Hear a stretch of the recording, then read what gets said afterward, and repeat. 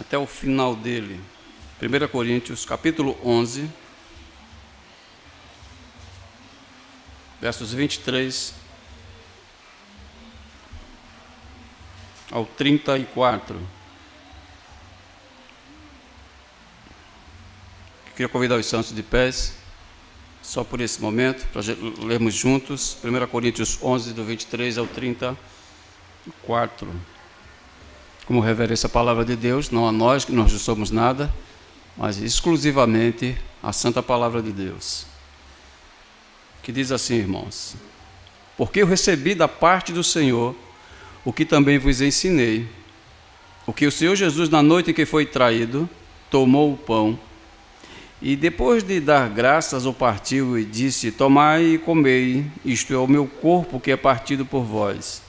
Fazei isto em memória de mim.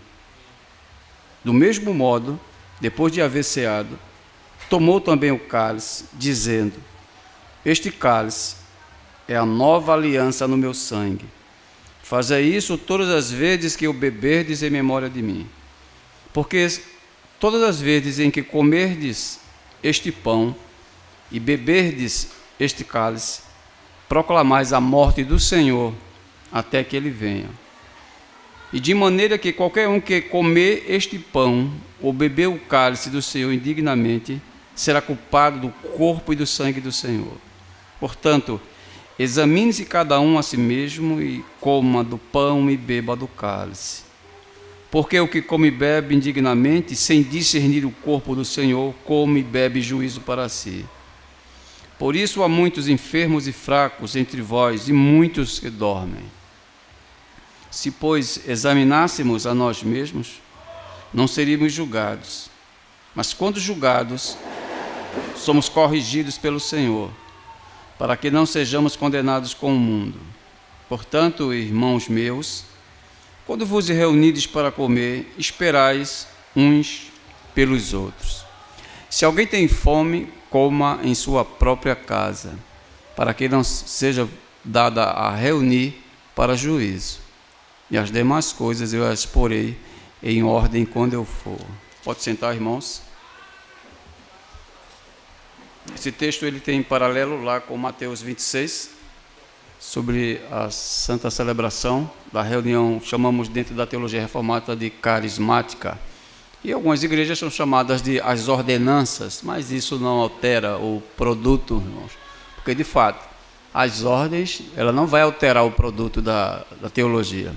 Se você crê que é uma ordenança, não tem problema. Se você crê que é uma ordem sacramental, também não tem problema. Nós, reformados, não falamos sobre ordenanças, nós falamos sobre sacramentos. A palavra vem da palavra sacros, que é coisas separadas de Deus. Hoje existe dentro das igrejas protestantes, quando eu falo protestante, eu quero dizer as evangélicas, muita confusão teológica com respeito à ordem sacramental. Tem pessoas que acreditam que, estando em pecados, eles não podem tocar no pão e não podem beber do sangue de Cristo, que é o vinho, porque eles estão em pecados. Outros acreditam, isso é tudo, chamamos isso de mitos dentro da igreja, crendices. Outros pegam o resto, que eu falo o resto, é aquilo que sobrou do sacramento. Nesse caso, o pão e o vinho. Aí tem igrejas que eles pegam o pão, enterram o pão. Tudo isso é crendice, né? Como se aquele pão fosse algo, podemos dizer, transubstancial. Se fosse verdadeiramente o corpo de Cristo. Ou a bebida, muitos jogam fora também a bebida para que não possa mais ser tocada nela. Tudo isso é crendices que está no meio da igreja, santos. E uma dessas partes da crendice também está dentro da igreja romana, né?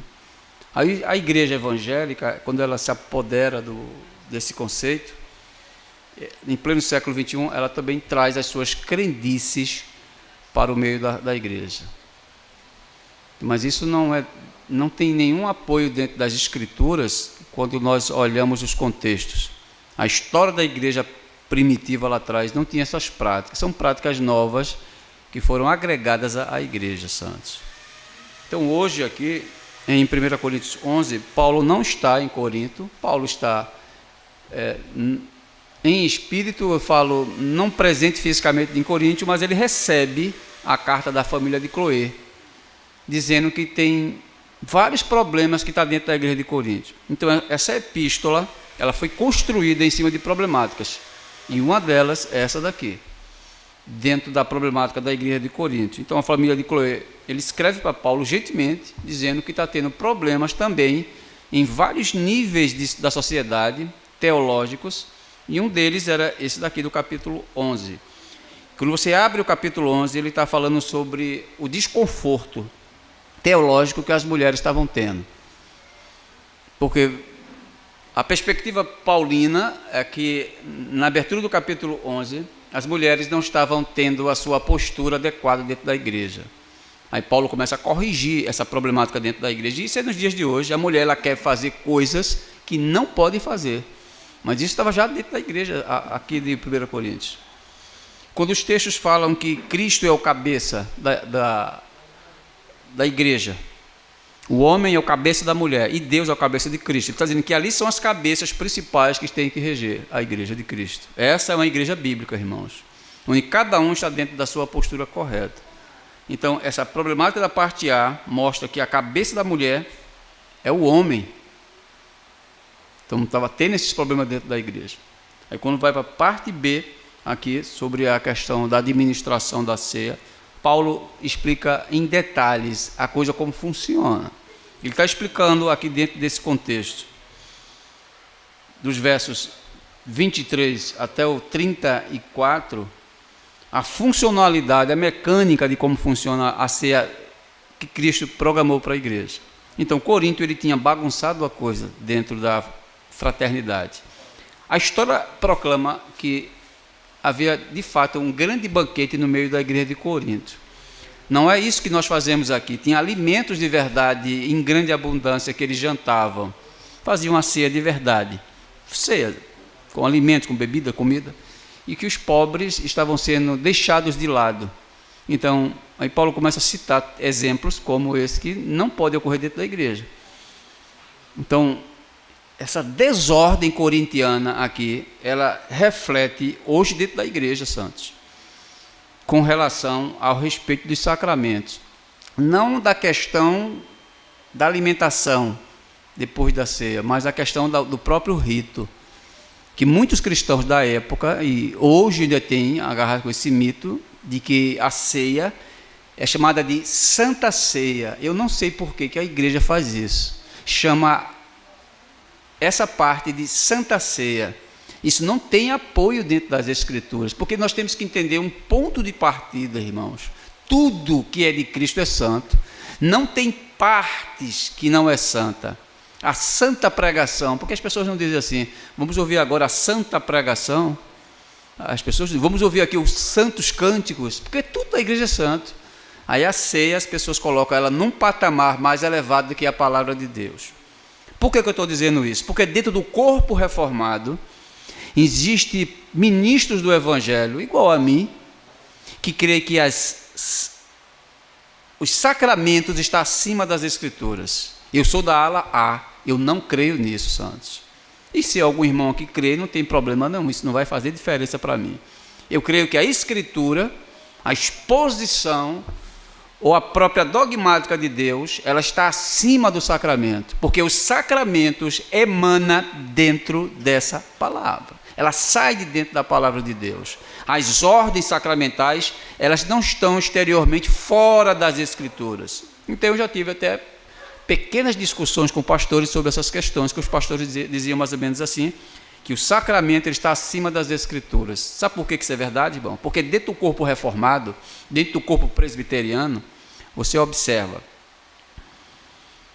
tem os pastores e os presbíteros da igreja, ou os pastores e os membros da igreja.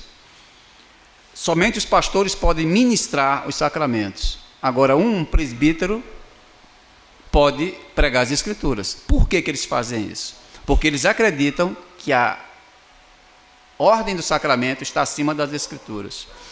É por isso que o presbítero, no meio presbiteriano, ele pode pregar as Escrituras, mas ele não pode ordenar e nem realizar o rito do sacramento, só quem pode são os pastores. Aí eu fui lá, assim, humildemente falando que isso não tem apoio nas Escrituras. A palavra de Deus, ela está acima de qualquer coisa que subsista na terra ou dentro da própria igreja, santos. O rito do sacramento, o batismo e a ceia está abaixo das Escrituras.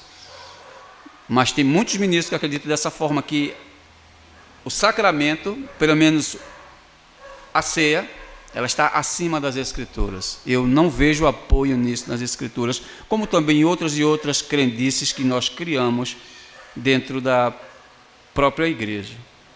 A ceia do Senhor, santos, é um dos atos mais sagrados da vida da igreja. É por isso que já tem o nome de sacramentos. A palavra sacro significa que vem de uma raiz não profana, mas uma raiz santa, que é algo derivado de Cristo. Então, tudo aquilo que Cristo preordenou dentro da igreja é uma coisa sacra. Então, isto é uma coisa sacra, por quê? Porque vem da sua santidade, ela reflete o caráter de Cristo. A ceia, ela está ligada intimamente à pessoa do seu autor. No entanto, a igreja de Coríntio havia transformado esse momento santo em ocasião de egoísmo. Você vê que os textos do versos 26 ao 34 estão cheios de pontos e parágrafos mostrando que os corintianos eles estavam fora da realidade da coisa. Aí se entende, irmãos, porque os coríntios faziam parte de uma comunidade grega, porque na época não existia o país, eram ilhas isoladas, formando aquele conjunto amontoado de ilhas que os gregos se reuniam. Então tinha lá Galácia, tinha Coríntio, tinha Éfeso, Colossenses, Tessalonicenses, tudo ilhas gregas que faziam tudo aquilo que era profano diante de Deus. Se vocês entendem que a palavra profano, ela tem uma tonalidade diferente do que é dito aqui no Brasil, em nossa literatura portuguesada. Profano é aquilo que está fora do templo de Deus. Aqueles que não estão dentro da comunidade de Deus, é chamados de profanos. Os gregos tinham os sãos e tinham os profanos. Os profanos é aqueles que não adotavam o templo, estavam fora dos templos. As pessoas que estavam dentro da comunidade, dentro dos templos, esses eram os santos. Então a igreja adquire essa terminologia e coloca dentro da igreja que os profanos são aqueles que estão fora e os santos são aqueles que estão dentro dessa realidade. Então, eles estavam se comportando feito profanos, agindo feito ímpios e incrédulos dentro da igreja. Mas aí tudo bem que dava para entender, irmãos. Eles viviam toda a sua vida profana. Agora houve uma conversão com eles. O que era necessário, irmãos? Que eles aprendessem o que era ser crente. Que até aqui eles não entendiam como funcionava isso. Irmãos, isso aconteceu no primeiro século. Agora imaginem com a evolução da igreja, evolução teológica, e a coisa ainda continua do mesmo jeito. Pessoas que se comportam feito crentes, mas não são crentes. Se comportam feito verdadeiros profanos na sociedade. Aí quando estão dentro de quatro paredes como essa, querem se comportar como crentes. Mas não são crentes, irmãos. Porque a vida cristã, ela não é manifestada dentro de quatro paredes apenas. A maior parte tem que ser aí fora. A sua vida cotidiana que nós temos aí fora dentro da sociedade. Aí Corinto vivia nessa expectativa. Vivia uma vida profana dentro da igreja. Porque eles estavam aprendendo ainda a respirar as Escrituras.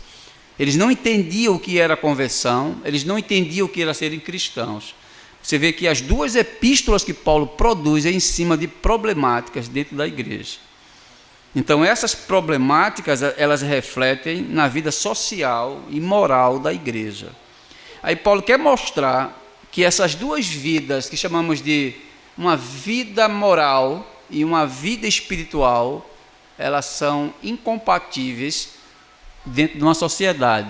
A vida moral que eu estou falando é uma vida normal que as pessoas têm no mundo. Então essas vidas que as pessoas têm no mundo, elas não podem trazer essas bagagens para dentro da igreja não, santos. Essas bagagens têm que ser destruídas. Não é para estar nem dentro nem fora da igreja com essas bagagens. Então Corinto estava superlotado com esta visão. Eu fiz parte de uma denominação, que eu não vou citar o nome dela por questões de ética, que tinha um indivíduo feito hoje, no dia do sacramento da ceia, que todo domingo de ceia ele pedia perdão para a igreja. Aí quando a igreja perdoava ele tomava o comia do pão e o suco de uva e tá certo. Aí quando terminava, ele voltava para a sua vida cotidiana e começava a fazer tudo de novo. Tudo de novo. Aí quando chegava no outro mês, ele ia pedir perdão para a igreja. Isso é falta de coerência bíblica, que ele não conhecia, e falta de ministro para orientar ele, que aquilo não pode estar se repetindo com essa prática. Porque as pessoas entendem que o sistema da ceia é uma coisa separada das outras da vida cristã. E tem pessoas que têm uma mente tão distante da realidade, que coloca a ceia num patamar elevadíssimo, que tem casais que não mantêm relações na semana da ceia, por achar que é imundo aquela prática. Aí eles não tocam nos sacramentos. Eu conheço muitas pessoas que fazem isso, por acharem que são santas, viu? É só fica nesse aspecto, porque isso não tem apoio nenhum dentro das Escrituras. Por acharem que são santas, aí eles não tocam nos corpos dos seus cônjuges, porque eles acham que o sexo é algo pecaminoso. O sexo nunca foi pecaminoso, irmão. O sexo é uma obra de Deus e é uma obra santa que Deus fez para manter a igreja. Agora, quando é que o sexo ele é desordenado e fora das Escrituras? É quando um homem casado mantém relações sexuais com a mulher lá fora. Ou uma mulher casada mantém relações sexuais com um homem lá fora. Então, esse sexo é nojento. Mas o sexo entre o homem e a mulher casada é santo. Não tem nada de errado. Então, as pessoas colocam o sacramento acima dessas coisas, por achar que a ceia é uma postura elevadíssima das outras coisas. A ceia é um complemento, irmão, da vida santa do crente. Tem que ceiar o crente, para demonstrar aquilo para que ele foi chamado. Então esse texto nos ensina o que é a ceia, como devemos participar dela e quais são as consequências de fazê-la de maneira desordenada, que Paulo usa a palavra indigna. Então, quando eu entendo esses pontos, esses parágrafos, nós entendemos por que nós nos reunimos para comer do pão e beber do vinho. Os reformadores afirmaram que a igreja verdadeira ela tinha 3 marcas. Sabemos que existe muito mais, mas eles citaram apenas 3 marcas para identificar um ponto de partida de uma igreja fiel. Por quê? Porque a sociedade está contaminada pelo evangelho falso. Se ela está contaminada pelo evangelho falso, significa que tudo aquilo que ela produz, tudo aquilo que ela pare, é contaminado, santos. Não presta. Ministros falsos, pregações falsas, administrações falsas, disciplina falsa. Então eles disseram o seguinte: ela tem a correta exposição das Escrituras, é a primeira marca. Por que eles colocaram a exposição em primeiro lugar? Porque as outras coisas emanam da pregação. Simples de entender isso. Calvino, Lutero disse: a pregação, a exposição fiel, ela é a primeira marca de uma igreja que se diz fiel. A segunda marca eles colocaram a correta administração dos sacramentos. Quais são eles? Batismo e ceia. Quando eles são feitos de forma ordinária, quando eles são feitos de forma com reflexo das Escrituras, aí sim é uma correta administração, tanto para quem administra, quanto aqueles que vão comer e aqueles que vão beber. E a terceira marca eles colocaram como a disciplina eclesiástica. Então essas marcas fizeram parte da igreja do século XVI e ela veio crescendo saudavelmente até ser contaminada de novo, porque ela tinha sido contaminada por Roma e depois lá na frente, final do século XVIII, ela é outra vez contaminada com os novos ensinos que nós conhecemos aí fora. Quais são eles? Então esses ensinos novos, eles outra vez mudaram a essência daquilo que foi feito lá atrás. Em 1 Coríntios 11 trata exatamente desses 3 aspectos. Para a teologia reformada, a ceia não é um rito vazio, mas um meio de graça instituído por Cristo para a edificação espiritual da sua igreja. Aí quando a igreja não entende isso, irmãos, quando ela não compreende isso ou não quer aceitar essas verdades, elas estão em pecados, as pessoas. porque o primeiro ponto, que chama-se a exposição da doutrina, que é a pregação, ela dita como é que as coisas têm que ser feitas. Ela aponta para as coisas como elas têm que ser realizadas. E quando eu não faço, eu estou em pecado, irmãos. Nos Estados Unidos tinha uma comunidade chamada puritana. Eu acho que os santos já ouviram falar dessas pessoas, que eles formaram o que é hoje a nação mais blindada do mundo, que é a nação norte-americana, que é os Estados Unidos do Norte, porque nós também somos americanos, mas nós não somos blindados.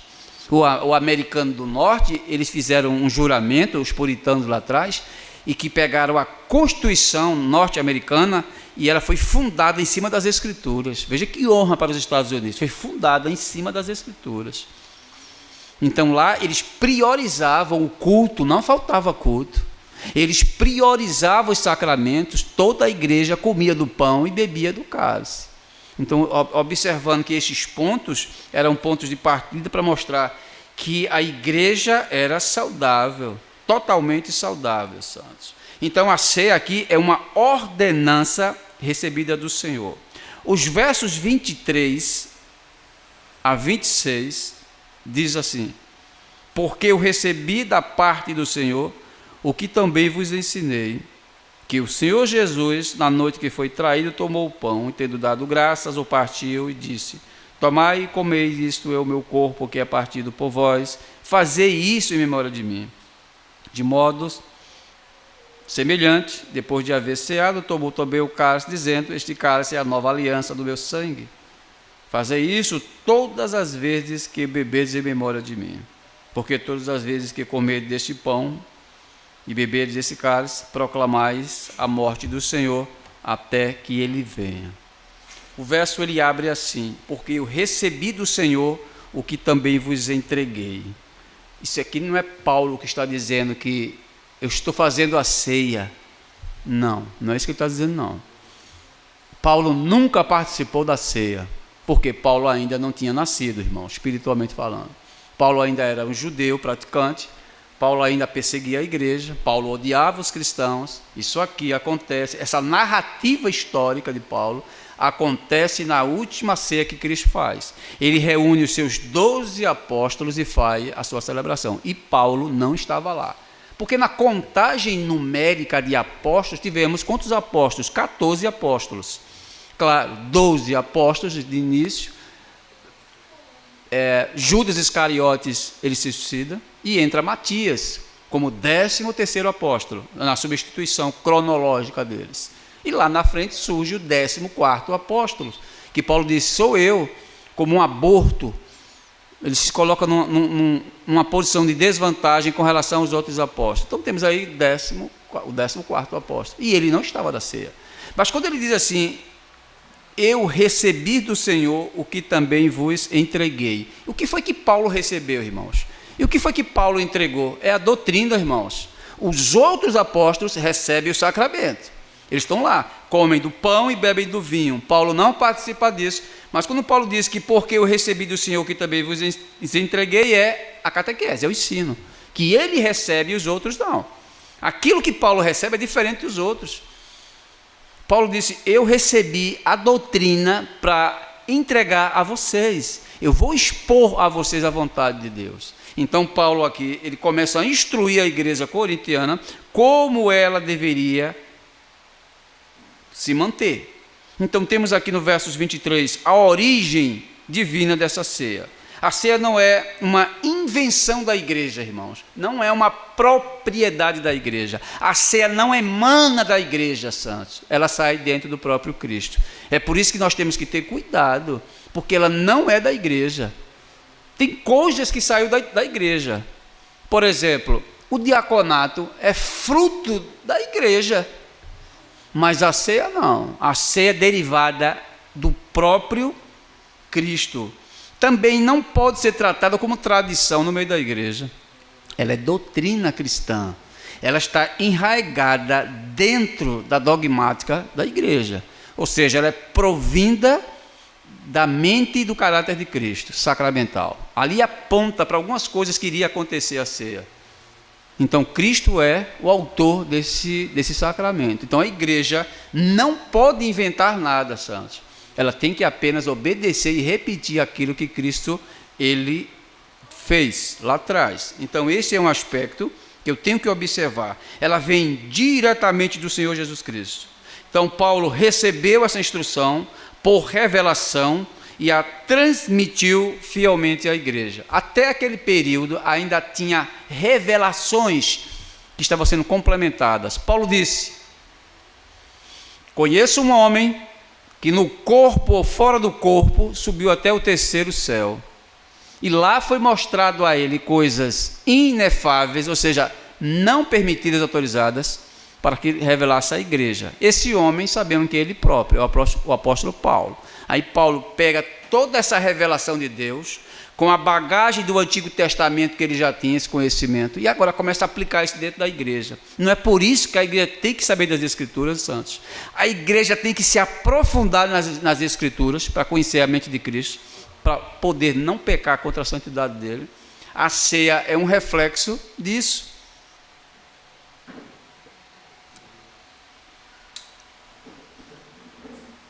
Então, ela tem caráter e início divino. Então, Paulo recebe e passa para a igreja essas instruções. Devemos aqui insistir que a ceia deve ser praticada exatamente conforme a Escritura nos diz, rejeitando todas as inovações humanas.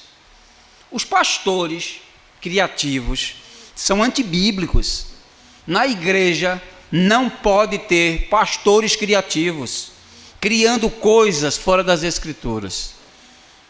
Quando a igreja permite que esses criadores ajam dentro da igreja, ela é pior do que eles. Por quê, irmãos? Porque a ceia foi derivada da mente dele. Não pode haver alterações. Por exemplo, ele disse que é pão e vinho. Ele não disse que deveria ser outro alimento sólido. Ele não disse que poderia ser outro líquido. Ele disse que tem que ser esses dois. Então, o que a igreja veio fazendo durante esses séculos? Essa igreja de criadores. Trocaram elementos de conformidade com o caráter da igreja. Por exemplo, existem pessoas que vêm de uma vida de alcoolismo do mundo. Aí houve uma suposta conversão com eles. O que é que acontece? A igreja vai substituir o elemento do álcool, porque o vinho tem que ter álcool, por suco, por causa de membros comungantes que viviam uma vida de pecados lá fora, com a vida alcoólica. Aí agora eles não podem tomar um vinho. E eu conversei com o pastor que ele disse, porque isso pode até ativar a vida dele anterior. Eu disse, não pode não, pastor, isso não existe não. Então daqui a pouco a igreja vai se submeter a todas as coisas com as pessoas que estão vindo para a igreja, com esse tipo de comportamento aí. Todos eles. Qualquer área da sociedade cristã vai ser alterada por causa dos crentes que estão entrando dentro da igreja. Porque cada um deles carrega uma bagagem pecaminosa. Vai mudar? Não pode. Eu fui para uma ceia, que os diáconos, uma forma correta, eles preparavam a ceia, aí eles se esqueceram de comprar o pão. A igreja lotada. E o pastor colocou bolacha creme cracker. A ceia. Aí eu estava lá nesse dia, né? Eu não tinha visto. E ele preocupado dos bastidores, e falando com os diáconos, dando esporro nos diáconos, né? Porque não compraram o pão. E ele disse que não poderia parar a ceia, porque um diácono se esqueceu de comprar o pão. Até aí tudo bem. Aí depois ele foi e disse, temos que improvisar. Aí quando ele disse que temos que improvisar, aí a antena disparou, né? Eu disse, o que é que ele vai fazer, meu Deus? Aí ele disse, o que é que tem? Ele disse, o diácono fez, temos aqui, ó, bolacha creme cracker. Aí botou nas bandejas bolacha creme cracker, irmão. Aí eu chamei assim, ele disse, o que é isso aí? Ele fez, não, Clécio, aqui é porque eles se esqueceram de comprar, a igreja já está reunida e não pode deixar de ter ceia hoje. Eu disse, por que não pode deixar de ter ceia? Não, porque a igreja já está reunida e vai ter que ter a ceia. A ceia não é na primeira semana de cada mês? Eu digo, é a programação humana, né? Que nós fazemos isso. como um ato de organizacional, somente isso. Agora, o que é que não pode, pastor? É o senhor colocar, tirar o pão, que não foi culpa sua, e colocar outro elemento que está fora das ordenanças, que é essa tal dessa bolacha aí. Isso é uma profanação no ritual, que não pode fazer isso não. Se tiver qualquer alteração extra dentro da ordem sacramental, ela não pode ser executada, irmãos. Não pode ser executada. Para ser, programa para outro dia. Mas não pode haver isso, meu irmão. Então, quando eu altero o pão por bolacha ou por qualquer outro elemento que seja alimentício, sólido, eu estou em pecados. Porque eu não posso alterar aquilo que o mestre disse que não pode ser alterado. Quando eu tiro o vinho e coloco suco de uva, eu também estou em pecados. Independentemente, tem dois fatores que estão dentro da igreja. Primeiro fator é que eu vou provocar desejos ilícitos dos irmãos que eram alcoólatras, por beber um pequeno gole de vinho, que isso não vai despertar nada neles. E o segundo, que eles acham que ter álcool é pecado. Desde quando a Escritura aponta que bebidas alcoólicas é pecado, dentro da Escritura? Porque se nós dissemos assim, somos bíblicos e escriturísticos, estamos dizendo que nós respeitamos aquilo que está na Escritura. Porque todo o corpo apostólico, Deus e o próprio Cristo estabeleceu que a bebida não é pecado. O que é pecado, irmãos? Ele disse, a embriaguez é pecado. Para eu me embriagar, eu tenho que beber. O ato de beber não é pecado. O ato do pecado encontra-se na embriaguez. O que é embriaguez? É quando eu passo dos limites que o meu corpo autoriza. Eu mesmo, irmãos, eu só bebo um copo. Eu não consigo beber mais de 2 copos, eu falando cheio. O meu organismo não aguenta. Eu já fico rindo se eu fizer isso. Tem pessoas que bebem 2, 3, 4 copos e não ficam embriagados, mas cada um sabe do seu limite. Então a Bíblia diz que não devemos nos embriagarmos. Então, quando eu troco esses elementos, eu estou em pecados, irmãos. A igreja contemporânea diz que ela bebe suco de uva. A Escritura não diz suco de uva, santos. O vinho nunca foi pecado. Se fosse pecado beber ou se apropriar de vinho, o primeiro homem que pecou foi o próprio Cristo, na primeira festa de casamento que ele participa, entre aspas, ele recebe uma notícia desagradável. A mãe dele escuta que dizer, olha filho, eu estou escutando aqui que o vinho acabou. O que ele faz, irmão? Ele chama o mestre Salas, que é o especialista em vinhos da festa, e ele pede talhas com água. Ele transforma, não vou entrar em detalhes aqui disso, ele transforma as talhas de água em vinho. Ele não transformou em suco, irmãos. Provavelmente ele estava bebendo. Claro que ele estava bebendo. Se ele produziu, irmãos, ele bebia, porque a tradição judaica, na festa da Páscoa, que nós não comemoramos Páscoa, da forma que os judeus comemoram, pão asmos, cabrito assado, não é suco de uva não, irmãos. Lá são taças, é desse tamanho as taças judaicas, de vinho, que os judeus comemoram a Páscoa. Eles bebem de verdade, eles não brincam de beber. A festa da Páscoa é uma festa, e eles bebem. Jesus também comia e bebia na Páscoa. Quando ele reúne os apóstolos, o que é que está acontecendo ali? É a festa da Páscoa que ele está comemorando. Ele não está comemorando a ceia. Naquela ocasião, o que é que ele faz? Ele dá o ponto de partida e cria a sua ceia. Porque naquele dia que ele estava fazendo esse ato, todo Israel estava comemorando a Páscoa. Todo ele. Então era natural que aqueles elementos estivessem na mesa de Cristo. Tinha pão e tinha vinho do outro lado. E ele faz a ceia particular dele com seus apóstolos. Mas ele estava comendo pão de verdade e estava bebendo vinho de verdade. Ele não bebeu suco de uva como é que a igreja faz hoje. Ela altera o produto. Alterar é pecado, irmãos. Não se pode acrescentar e nem diminuir aquilo que Cristo determinou, porque ele chama de anátema as pessoas que fazem isso. Então os ministros não podem dizer assim, porque eu sou ministro, eu vou alterar os elementos, que não podemos fazer isso, porque está em pecados. A igreja que vem com a bagagem errada, quando ela entra numa igreja correta, ela pensa que não se pode fazer essas coisas, porque ele acha que é pecados, beber do vinho. Então nós aqui temos vinho, porque é ordenança é o vinho. Agora entenda que pessoas entendem que beber vinho é pecado. Se esquece do outro lado. Eu não bebo vinho, tá? Não tem problema se você não beber vinho. Você não está em pecados e nem peca se você fizer isso. Eu digo que você está perdendo, que é uma delícia. Agora veja o outro lado. Não bebem, mas tem um pecado que é de extrema importância que a igreja entenda. Essas pessoas não bebem, mas comem feito animais, que é um pecado chamado de glutonaria. Comem demais. Vai para um casamento de crente para tu ver. Comem, não bebem, mas desconta do outro lado. Comem muito. Glutões, que é um pecado agressivo dentro da igreja, santos. Então, você vê a desconformidade da balança. Então, esses pecados, que é dado como hoje, que muitos acham que são santos, porque não tocam no elemento dessa forma.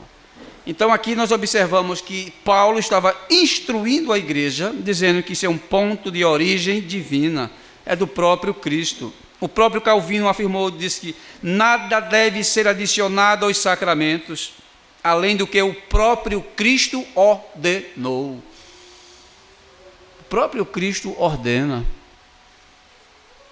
Essa era a mentalidade do século XVI, que eles tinham. Que esta era a visão que Cristo tinha deixado, e que nós temos que fazer somente uma coisa, santos: preservar aquilo que Ele mandou. É mais fácil obedecermos aquilo que Ele mandou do que aquilo que Ele não mandou, que a igreja faz hoje. Tem prazer de desconstruir aquilo que foi construído, irmãos. Então, Paulo está mostrando aqui à igreja de Corinto que esses pontos têm que ser analisados extremamente com rigor com a igreja. Então, a ceia não é invenção, mas é uma apropriação da igreja tirada da mente de Cristo. Não temos a liberdade para mudar o significado da ceia. Devemos estabelecê-la da mesma forma primitiva que Cristo estabeleceu lá atrás, santos. Essa é a verdade. Pão e vinho são os elementos externos que foram ordenados ou sacramentados pelo senhorio de Cristo. O que é que nós fazemos aqui na igreja? Tem pessoas que, por questão de saúde, muitos não podem beber vinho. Vamos dizer, um copo, a gente diminui a tonalidade, mas não pode mudar. Eu diminuo a tonalidade do vinho. Boto pouquíssimo para a pessoa tomar. Mas jamais alterar o produto. Jamais misturá-lo. Não posso misturá-lo também não, santos. Tem que ser puro. Puro com ele. Então, dessa forma, a igreja, desde o século, do primeiro século e depois do século XVI, que nós vemos fazendo essas práticas no meio da igreja. E não pode haver essa mudança, porque o próprio Cristo não ordenou mudanças. Então, hoje, por causa dessa desinformação ou falta de apropriação teológica, nós trocamos os elementos dos sacramentos santos, para que os irmãos pudessem assim compreender por que nós usamos pão e vinho. Por causa disso, porque Cristo ordenou pão e vinho. Simples de entender, de compreender. A ceia é um sacramento, isto é, um sinal e um selo visível da graça que Deus concede aos crentes.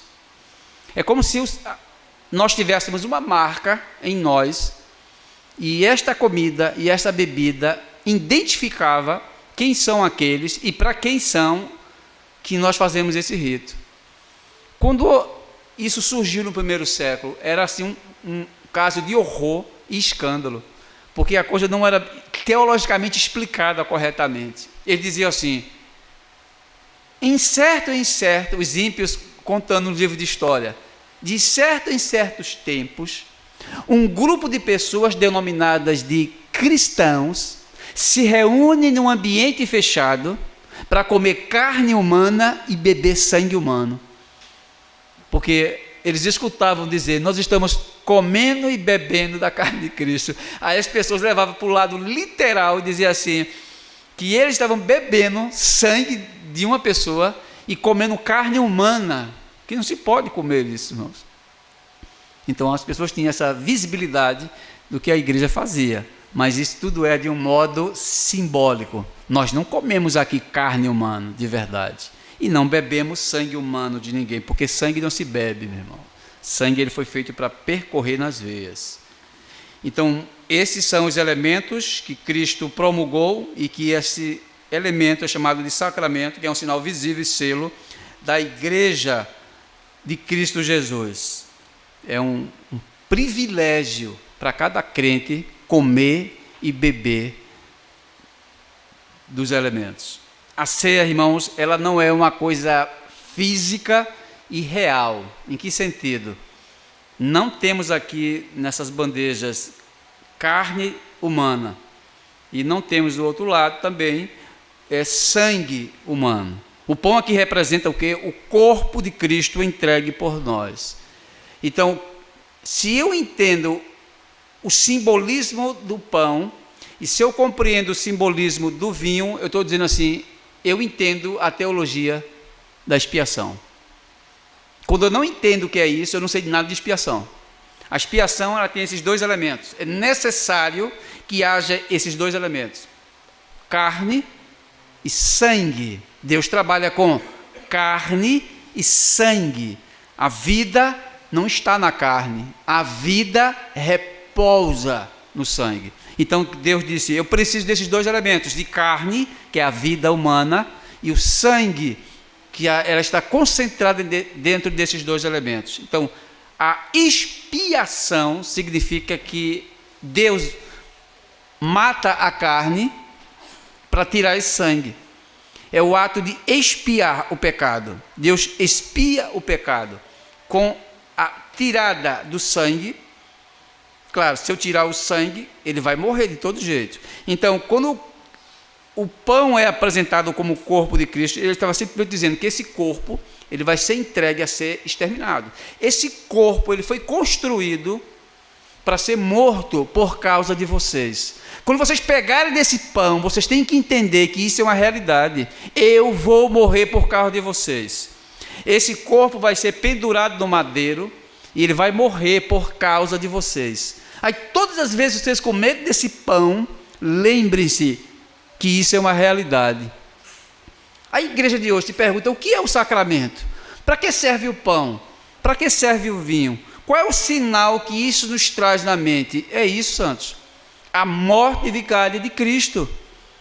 Porque ele disse, olha, todas as vezes que comer desse pão e beber desse cálice, meu irmão, faça isso em memória de mim. Vocês estão anunciando o quê? Aquilo que eu vou fazer. E o que foi que ele fez? Não foi morrer, santos. Ele morreu pelos nossos pecados. Então, da mesma forma, lá atrás, que na Páscoa, a palavra êxodo significa saída. Eles saíram. Então, eles estavam comemorando com ervas amargas. Por quê? Porque os 400 anos que eles passaram no Egito foi de amargura. Então, aquela amargura estava representada no pão. Eles comiam o pão com ervas amargas, lembrando das desgraças desconfortáveis que eles passaram no Egito. De uma forma similar, vocês vão comer este pão, lembrando aquilo que eu fiz ou que eu passei na cruz, que não foi nada agradável, santos. Jesus foi morto, imolado, massacrado na cruz do Calvário. Então esse pão representa isso. Quando vocês olharem para o pão, vocês vão ter essa reflexão daquilo que eu passei, a minha agonia na cruz. O pão não se transforma substancialmente no corpo de Cristo, que é uma doutrina que chamamos de doutrina da transubstanciação. A Igreja Católica Apostólica Romana, ela acredita em quê? Ela acredita que na hora que o padre, que é o sacerdote, ele ora, colocando as mãos dele em cima do sacramento, ele torna-se, o pão se transforma no corpo de Cristo, literal, irmãos.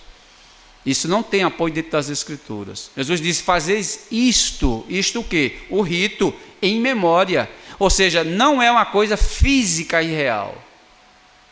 Então, nós não cremos na doutrina da transubstanciação. Nós acreditamos que esse pão é pão do início ao fim, ele não vai se transformar no corpo de Cristo. E também não tem problema se ele não se transforma em corpo de Cristo, porque a gente não come a carne de verdade, mas é um ato de memória, santos. Fazer memória. O que é fazer memória? Quando a pessoa chega assim para você e diz assim: você é pernambucano, certo? Tu estavas aqui no tempo da colonização? Não. Tu estava aqui no tempo da escravatura? Não. Tu sabe o que ocorreu aqui em cima nesse monte aqui dos Guararapes? Sei, mas eu não estava lá. Houve uma batalha intensa, houve milhares de mortes aqui. A independência aconteceu aqui, ó, no Brasil. Aconteceu aqui em cima. Por que eu sei disso? Porque eu estava presente? Não, eu não estava presente, irmãos. Mas eu tenho memória daquilo que eu aprendi. Quando eu pego um livro de história, eu vejo que isto é uma verdade. Então essas memórias antigas começam a aparecer na minha mente. Mas por que ela aparece? Porque eu não estudei, irmãos. Aí eu tenho memória daquilo que aconteceu há tantos anos. Porque eu não conheço a coisa, santos. Eu conheço a história. Então, por causa de conhecer, aí essas memórias retornam para a minha mente. Aí Cristo disse: olha, fazei memória de mim, por aquilo que eu vou fazer. Eu não fiz ainda não, eu vou fazer. A terra vai me engolir por 3 dias, vai ficar com o meu corpo lá dentro, mas ela vai cuspir ela de volta, porque ela não pode ficar com o meu corpo. Mas antes eu vou passar no madeiro, vou ser espiado ali, ó. O meu sangue vai ser extirpado do meu corpo, que é de propósito, ele tem que ser, para que aquele sangue lavem os seus pecados. Aí quando vocês pegarem do cálice e tomar desse sangue, lembre-se daquilo que eu fiz na cruz. Mas a igreja não tem memória disso, santos. Por que a igreja contemporânea não tem memória disso?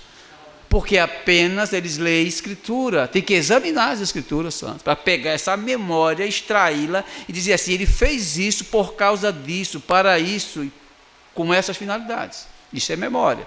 Memória teológica que a gente tem que ter. É por isso que eu como do corpo de Cristo, porque eu estou me lembrando da forma vicária daquilo que ele fez lá atrás. Quando nós pegamos do cálice, bebemos o vinho que representa o sangue, estamos lembrando que a expiação pelos nossos pecados é feita com sangue. Sem sangue não há remissão de pecados. É por isso que eu conheço.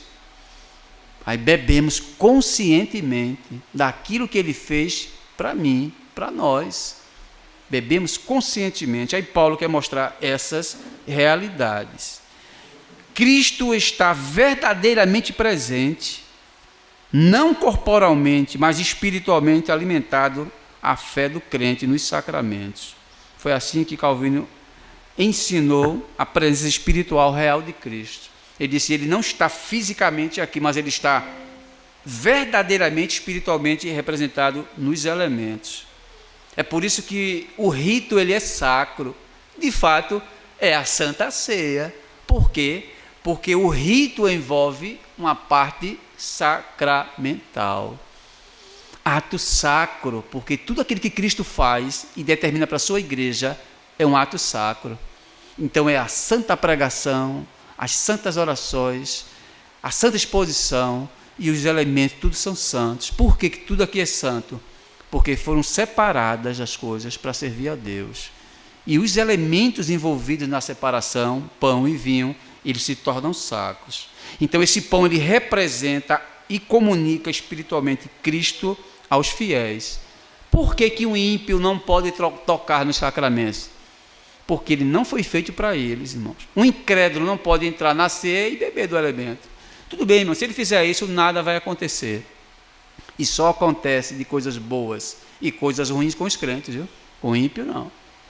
As promessas que estão aqui, as consequências para os crentes. Por isso que quando o ímpio come do pão e bebe do cálice, não acontece nada com ele, só acontece com os crentes. O prejuízo é com os crentes. Eles é que se pegam. Porque as problemáticas é para os crentes, por isso foi feito para eles. O ímpio, quando pega no pão e come, é um pão um pão. Quando ele bebe, está bebendo simplesmente por beber. Mas o crente, ele não bebe por beber e não come por comer. Ele come ligado na memória, relembrando que aquele ato de comer quer dizer alguma coisa para mim. Aí, por falta de apropriação da doutrina, que a gente não tem, aí nós olhamos e comemos feito ímpios, muitas das vezes. Eu conheci uma pessoa que eu pastoreei ela por mais de 10 anos, que ela faltou a ceia. Aí, quando acabou, né, eu senti a falta da pessoa, aí liguei para ela. Fulano, por que você faltou a ceia? Ela disse, porque eu estava em pecados, aí eu tive vergonha de ir para o culto e acabei não ceando. Eu disse, mas quem foi que disse a você que você não pode cear se você pecou? Não, porque de onde eu vim eu aprendi que eu estando em pecados, no dia da ceia, eu não posso tocar nos elementos. Eu fiz, tu entende o que é a ceia? Tu entende a propriedade daquilo que Cristo fez? A ceia é o ato importantíssimo dentro da igreja. Foi feita para pecadores, feito o Heitor. Ela está dizendo, ela declara a ceia, que os teus pecados foram perdoados. Pô. Ela garante que os teus pecados foram perdoados. Aí se tu não ceia, tu está dizendo que Cristo é o maior mentiroso que eu conheço da face da história, quando você faz isso. Você tem que ceiar.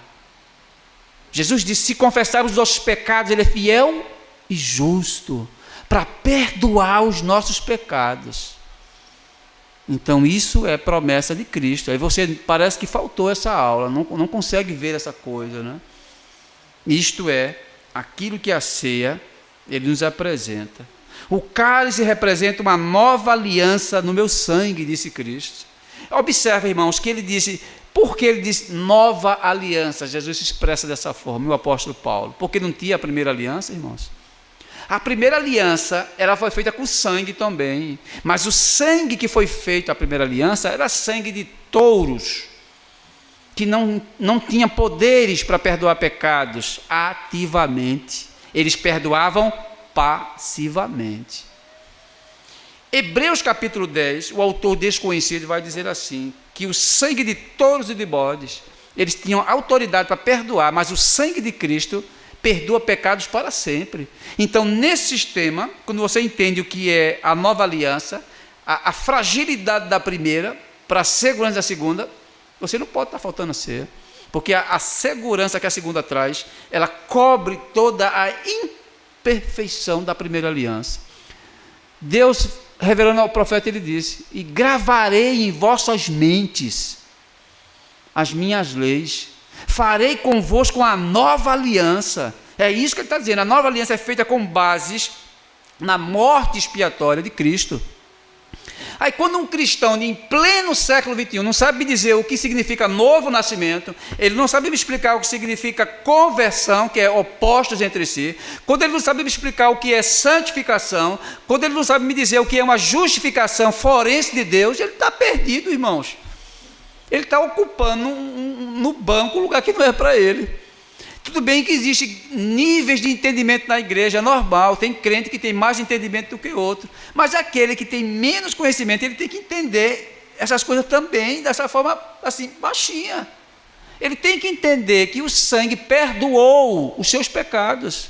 Não há dúvidas com relação a isso. A gente falou aqui mais de 2 meses falando sobre justificação de Deus aqui nos sábados. Trazemos um ensinamento sobre a doutrina da confissão de fé, sobre a justificação de Deus, que é um ato forense. O que é o ato forense? É um ato judicial que Deus faz. Tem o réu, tem o advogado e tem o juiz. E tem os elementos que estão dentro do julgamento, santos. Aí Deus pega aquele ato, que ele só pode perdoar usando essa fórmula. E ele usa a fórmula de dizer o quê? Todo pecado tem que ser expiado. Por que o mundo vai ser condenado?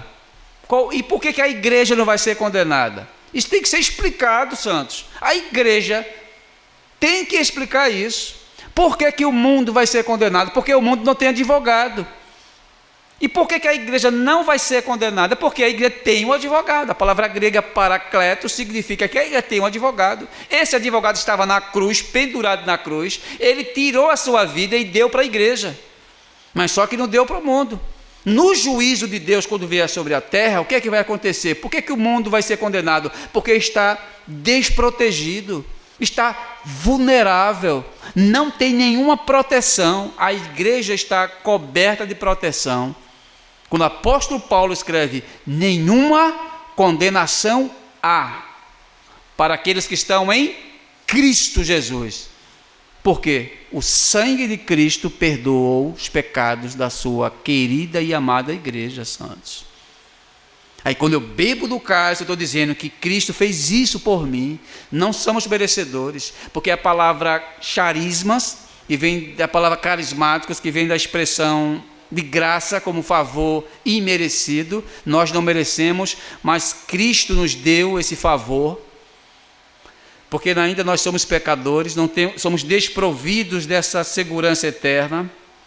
Então este sangue me perdoou os meus pecados. A igreja que é desprovida, ela crê que o sangue não perdoou os teus pecados para sempre, mas temporariamente não, santos. O sangue perdoou os pecados para sempre da igreja. O autor de Hebreus, irmãos, especialista nas leis do Antigo Testamento. Aí quando ele traz a sua couraça e explica Hebreus para o Novo Testamento, ele faz aquelas comparações do Antigo Testamento com o Novo Testamento. Ele vai usar linguajares assim, em Hebreus 10. Que Deus não mais lembrará dos seus pecados. Mas por que ele usa esses linguajares? Porque não é o pecado, irmãos, que condena as pessoas.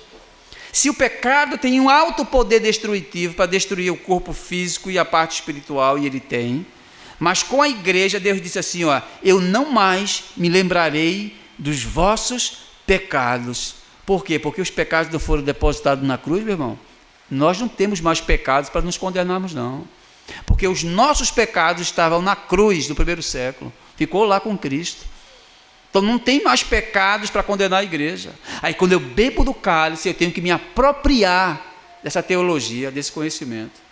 Não é apenas beber por beber, é beber sabendo daquilo que eu estou bebendo. O apóstolo Paulo usa as palavras indignamente. Você não pode beber o cálice de uma forma desprovida de conhecimento, santos. Vocês têm que beber o cálice da forma apropriada. Eu tenho que saber disso. Mas as outras partes que fala de indignamente, que também são as nossas práticas pecaminosas, que eu não posso ter uma vida dual. O que é uma vida dual, irmãos? É uma vida dupla de pecados. Sou crente e ao mesmo tempo amo o pecado. Então eu não posso ter essa vida dupla, irmãos. Eu não estou dizendo que nós não pecamos, eu estou dizendo que nós não podemos nos apropriarmos e amarmos o pecado.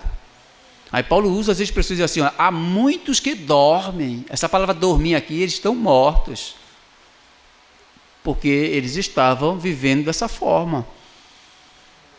Então não é o pecado que me afasta da ceia, é a forma de pecados que eu tenho que me afasta dela.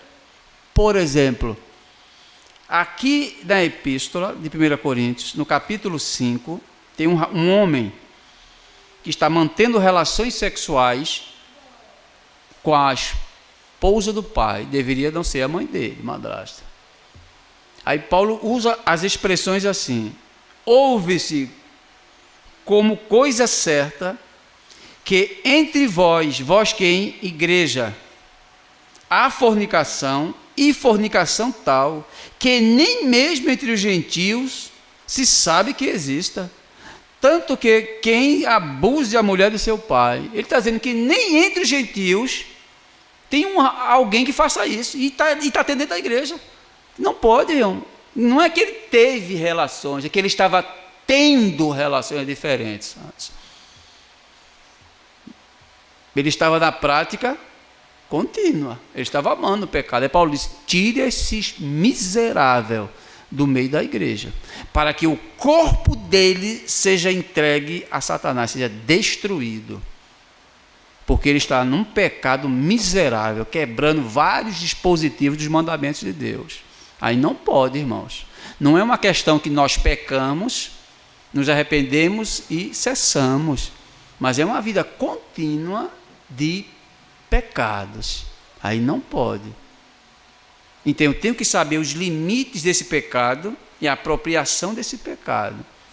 Então esse pecado aqui que ele estava cometendo era um pecado que a igreja romana chama de pecados mortais, ou venial, que vai dar ali no mesmo. Então nós entendemos que quando Paulo fala dos dispositivos, é que nós possamos cear. Se eu pequei, irmãos, não para a morte, eu posso cear. Mas se eu peco pecados de natureza ofensiva, sem arrependimento, santos, aí sim, ele tem que ser tratado no meio da igreja. Aí entra a terceira marca da igreja, que é a disciplina eclesiástica nele. Vai ter que ser disciplinado, ele fica fora da participação.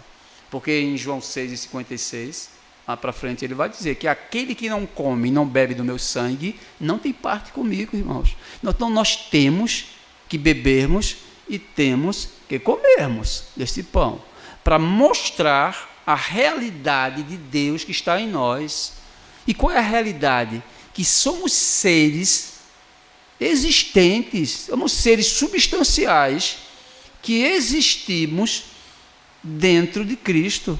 Todo cristão, ele tem que comer e tem que beber desse corpo e comer dessa carne. Porque se ele não bebe, não come dessa carne, manifesta-se externamente que ele não ama Cristo. Jesus disse em João 8:31, o que ele fala sobre isso? Ele faz uma ligação entre amor e doutrina. Se vocês me amam, vocês guardam os meus mandamentos. E isso não é um mandamento, irmão, que ele está dizendo aqui. Então, se eu não como apropriadamente, se eu não bebo definitivamente, com a mente e o meu corpo ligados, eu estou em pecados, irmãos. Eu estou em pecado diante de Deus. Então, eu tenho que beber e eu tenho que comer.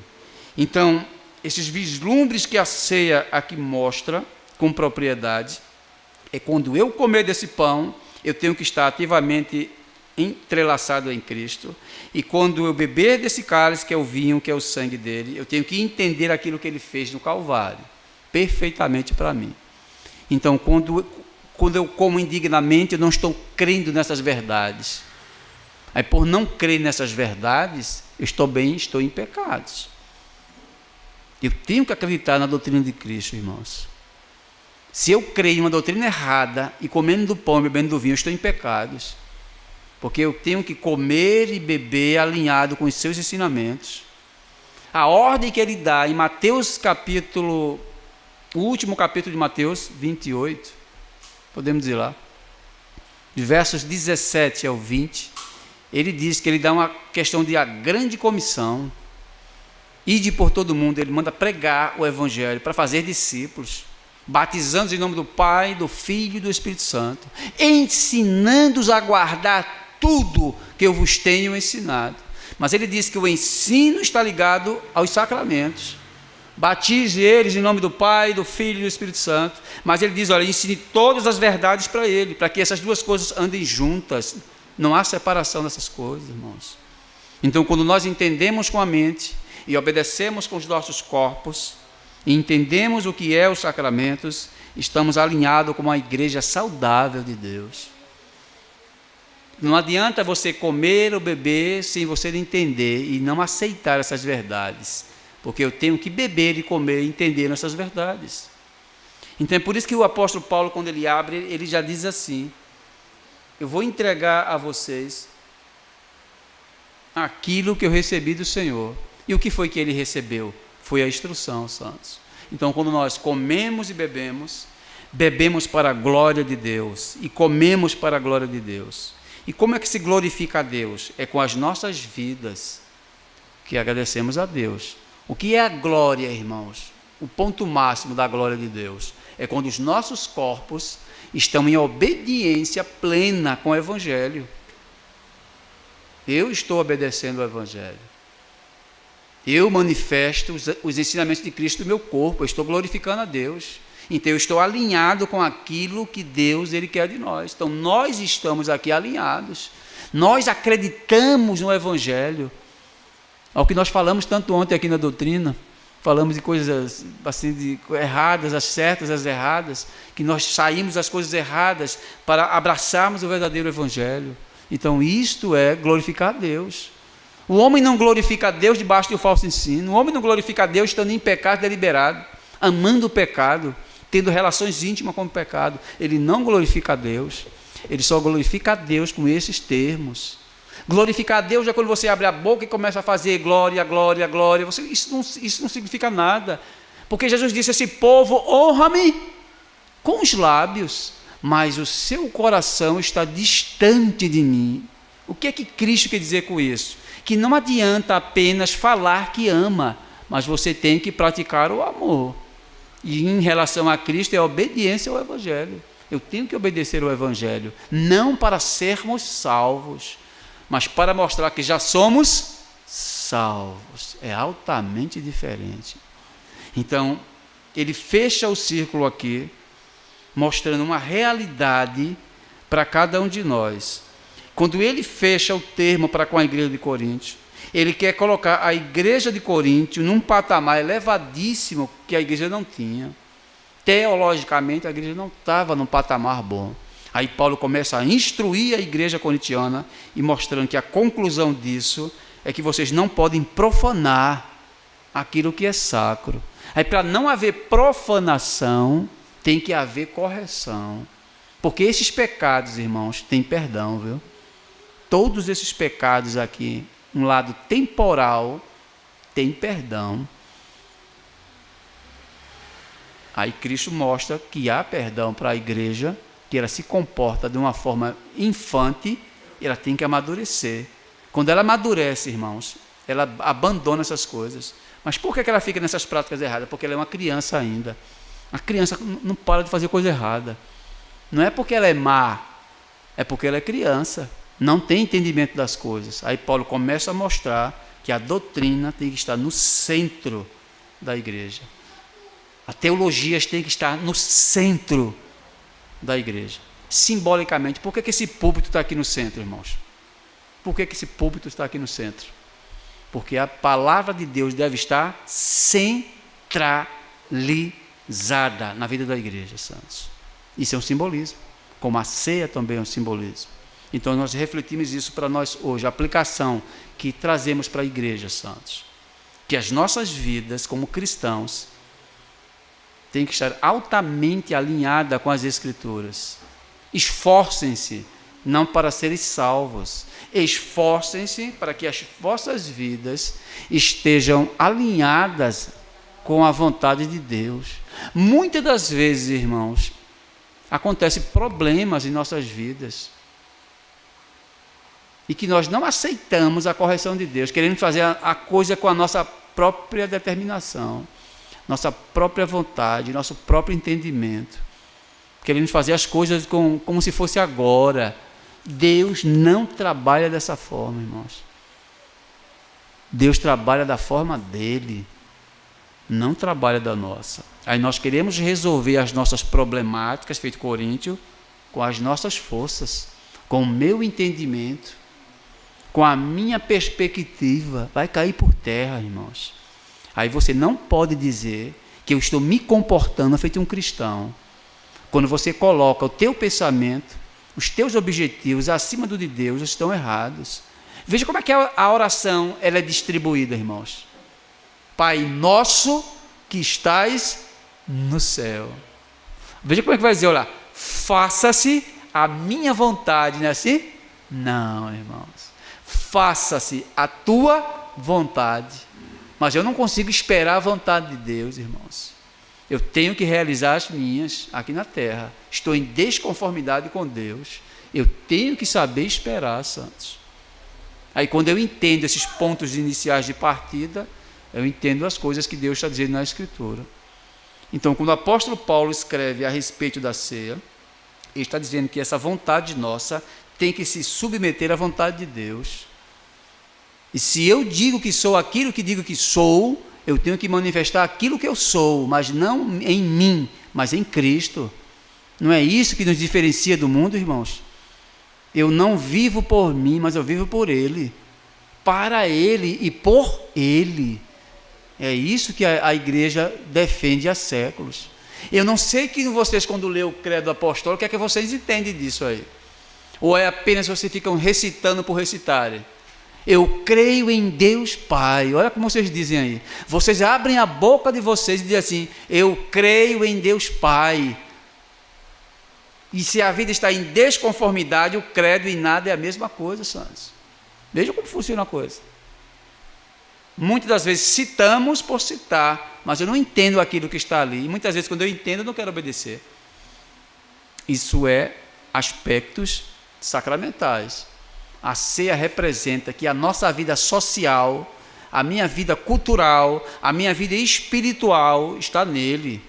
Aí quando eu bebo do cálice e como desse pão, eu estou dizendo isso para a sociedade e estou dizendo isso para a igreja. Isso é uma verdade. Eu como solteiro, eu como casado, eu como divorciado, interessa. Eu estou dizendo isso para Cristo, irmãos. Que Deus possa aplicar, irmãos, essas verdades em nós. E que nós sejamos crentes de verdade. Que possamos comer do pão e beber do cálice, para manifestar a glória verdadeira de Deus. Assim como a igreja de Corinto estava afastada, nós não podemos estar andando como Corinto, mas devemos andar como Cristo andou. Assim se faz e assim será. Justo e eterno Deus, Pai de nosso Senhor e Salvador Jesus Cristo, te agradecemos, Senhor, porque somos pecadores, mas pecadores provindos e lavados pelo teu sangue, Senhor. E nós te agradecemos pela beleza da cruz, Senhor, porque redeu os nossos pecados. As nossas vidas, Senhor, estão pregadas na cruz. E quando nós comemos desse pão e bebemos desse cálice, estamos anunciando a tua morte. Anúncio não somente com a voz, mas um anúncio com as nossas vidas, Senhor, com as nossas práticas, que chamamos de ortopraxia. E te agradecemos por ela, Senhor, pela tua grandeza entre nós. Abençoa todos os teus santos que aqui estão, Pai. Aqueles que não puderam chegar aqui também, abençoa eles, ó Deus. É o que eu te peço, eu te agradeço em nome de Cristo Jesus, aquele que vive e que reina para sempre. Amém, Senhor.